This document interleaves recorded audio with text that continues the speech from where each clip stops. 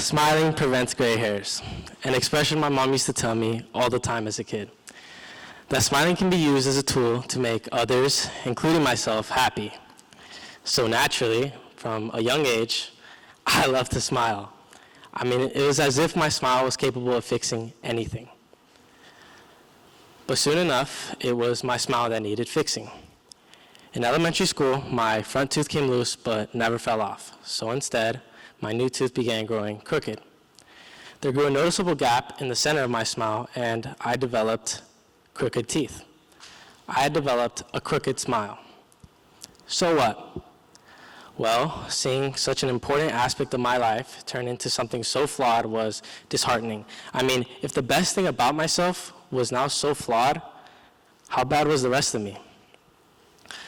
My once favorite expression, my perfect smile, which was such a core aspect of my identity, was now an ugly imperfection.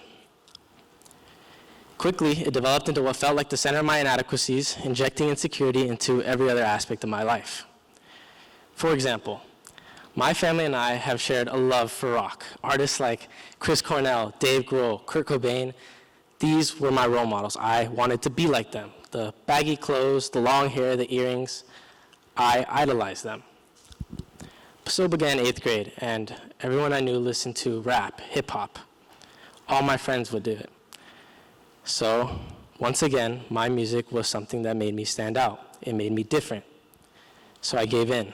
I completely cut that side of me out, and I mimicked what my friends would do. That same year, I started wearing all black. I wore the same black hoodie every single day because, for some reason, that was all I felt comfortable in. Black was a color that was unnoticeable. It was discreet. It made me unnoticeable. Slowly but steadily, I started erasing what was once my own unique identity to fit in with the world around me.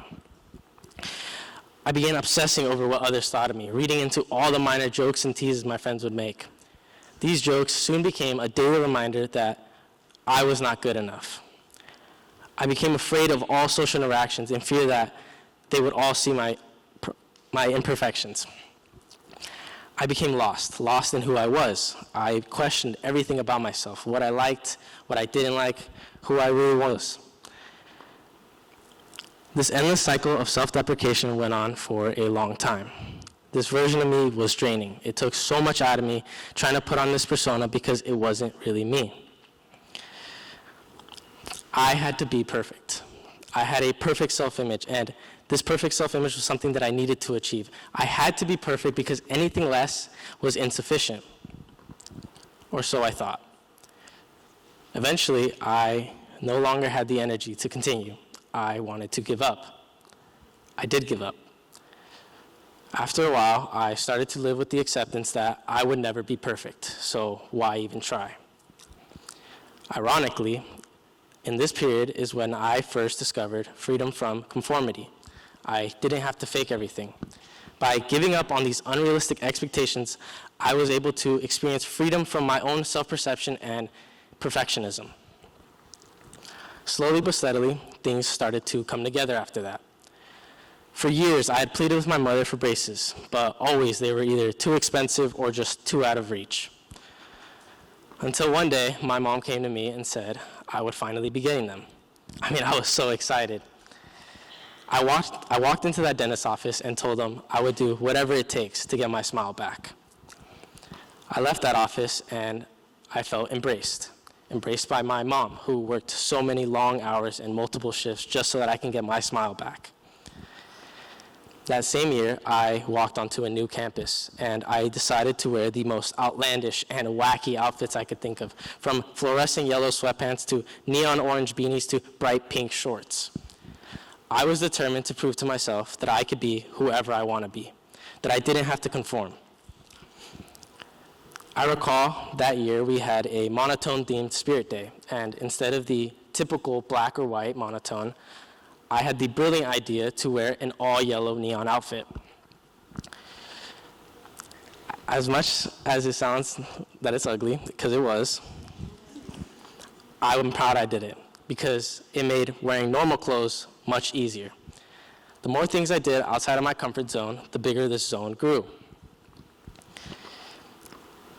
Slowly but steadily, I was figuring out the intricacies of myself, what I liked, what I didn't like, who I wanted to be, and who I was.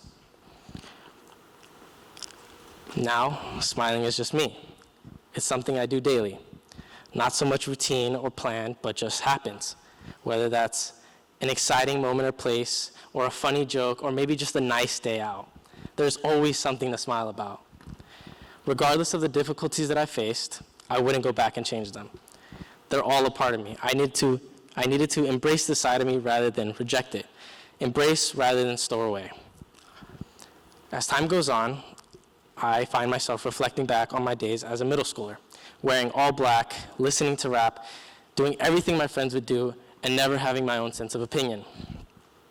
And the conclusion I came to was that as much as I wanted to reject this side of me, I needed to embrace it rather than just store it away. Embrace it and accept it as part of me, because it's the truth. It is a part of me. Now, every day, I try to smile, whether that's smiling for me or smiling for somebody else. As I continue to progress through life, facing all the challenges and obstacles laid out for me, I will embrace my life as my own, with a smile on my face, and face all adversity, knowing that the best thing I could do is just smile. Thank you.